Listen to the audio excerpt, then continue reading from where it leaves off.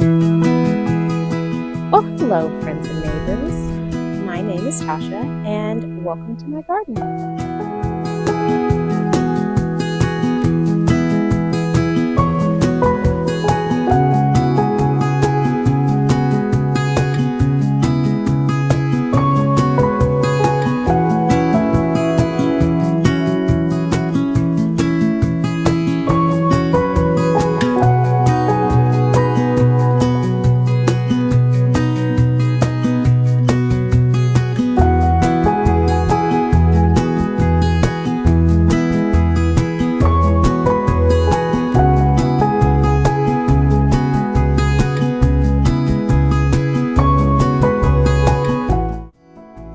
I am a beginner gardener in North Central Texas. This is my third season gardening and my second season here in Texas. I was previously more southeast.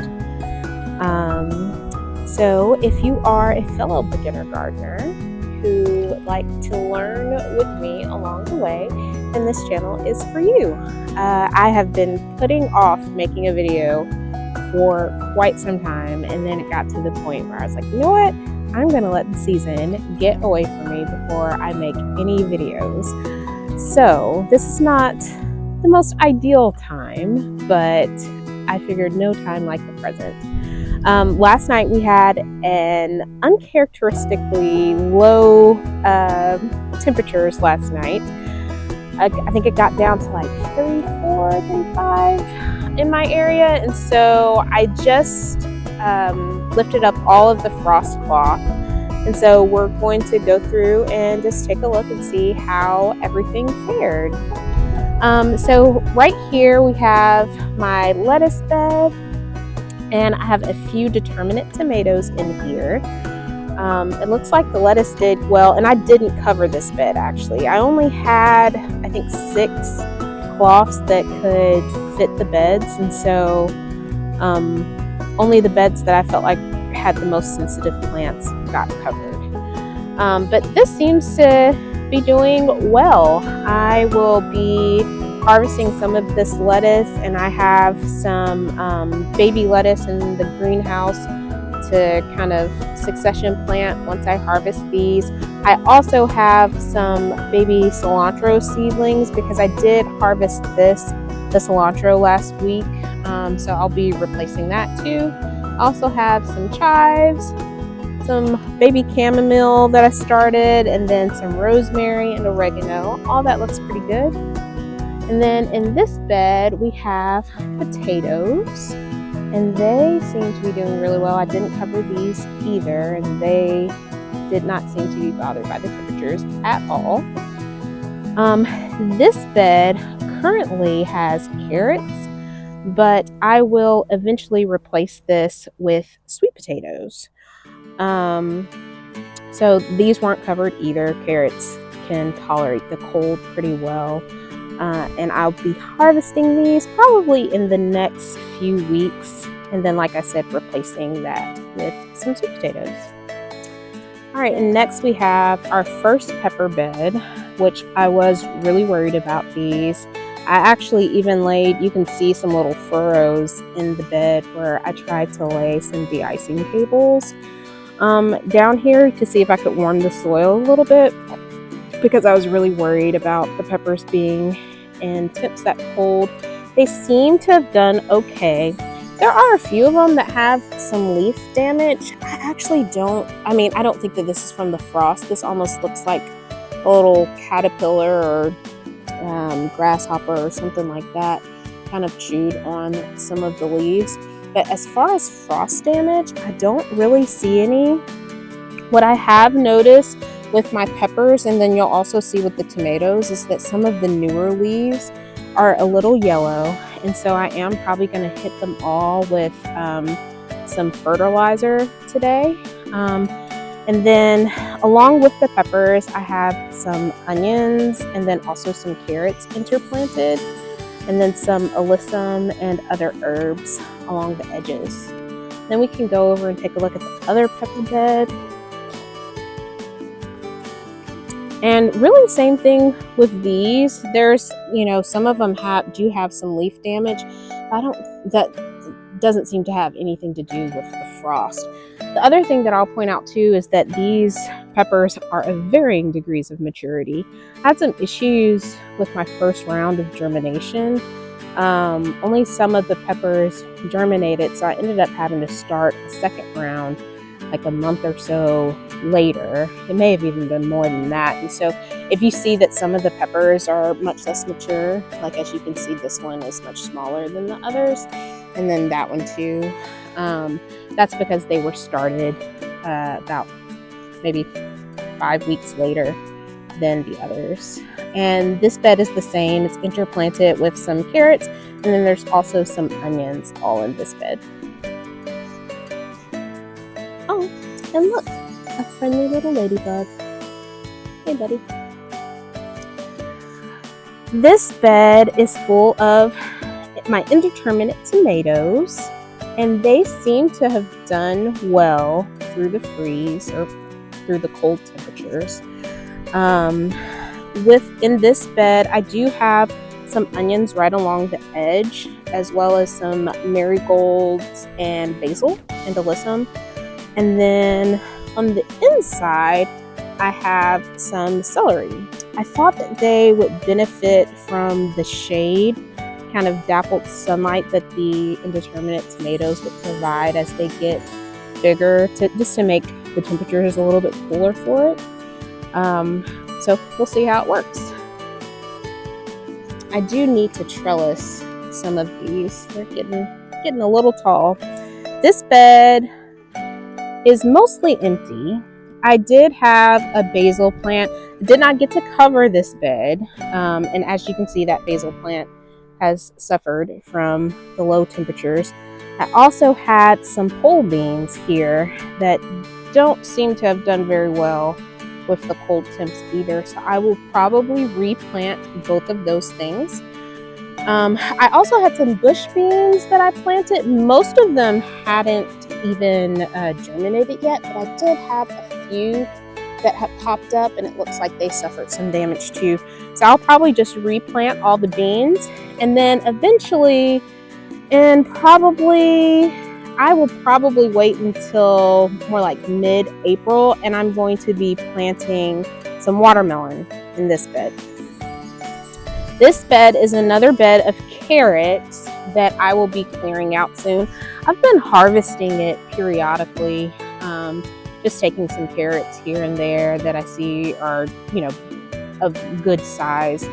But probably again in the next couple of weeks, I will go ahead and harvest all of these. And I have some soil back there. I'm gonna top the bed up, and then I will be planting this with zucchini and squash. And then this bed is really the same as the other. You'll notice that a lot of the beds mirror each other. So one side is usually similar to the other. This one was planted with some bush beans as well. More of these had already germinated. And I mean, they look kind of okay. But like these look like they have some frost damage. Yeah, this one doesn't look very good at all. So I'll probably end up replanting these as well. Gonna have to think about it, because I don't think I have any more of these seeds. These were cannellini beans, and then I think on the back, let's see what the back row was. Maxibel Harcott bush. I don't know if you guys can see that or not. But yeah, those are the two types of beans that were in this bed. So probably going to have to replant a good bit of these as well. I'm gonna see if I can either order those or maybe go looking around at some local nurseries and see if they have some. And then all along this back row, this is all sweet corn. So all three of these beds are sweet corn. They are, I think that they are peaches and cream. sweet corn, if I remember correctly. And then on the front row, I have some nasturtiums and alyssum. I also planted some beans on this front row too, some jade beans, but those did not seem to germinate. I haven't really seen any of them popping up, so I will probably have to replant those. It looks like most of the corn did okay last night, so I'm hoping I'm not going to have to replant any of the corn. I am going to end up thinning this out just a little bit. The spots where, I put 2 or 3 seeds and they both germinated, I'll go ahead and pull that. And then along the trellises, I have some more pole beans that these 2 seem to do okay, but I will say these 2 beds, these first 2 beds, did have frost cloth on them. And so these 2 rows or 3 rows of beans seem to have done really well. This last bed, I did not have enough frost cloth for this. For the most part, it seems like the corn did okay. You can see some of the plants did have some frost damage. But for the most part, they did okay. But these beans did not like those cold temps at all. So I may try to replant some of the plants that seem like they may not bounce back. So yeah. And then the last couple of things that I'll show you. First, we have our berry patch. So this has strawberries, blueberries, and it's supposed to have blackberries. I ordered these blackberry bare roots, and for some reason they did not do very well. The other plants that I ordered from the same company did just fine, but those just did not seem to tolerate being transplanted. So I did get some live blueberry plants. I got the type is Primark Freedom, and so I'm going to be planting those out today. And then I have all along the front some strawberries, and you can see that we have some of our first strawberries of the season that are trying to pop up. These are actually strawberry, some of these. Now those, oh, well, that doesn't look good. Looks like something was nibbling on that. Gonna have to take care of that.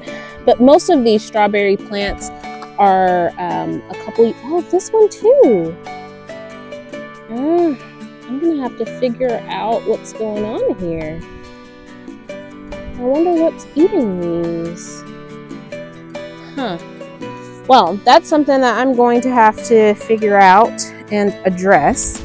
But we do have some strawberries that are starting to pop up. And then our blueberry plants, I just planted these this year, so I don't expect much. But this one is starting to flower. So we may or may not get a couple of blueberries from that one, but the other 2 are just kind of trying to get settled in, other 3. But yeah, that's really mostly what's going on in the garden. I also have some fruit trees. If you start all the way from the back, that is an almond tree.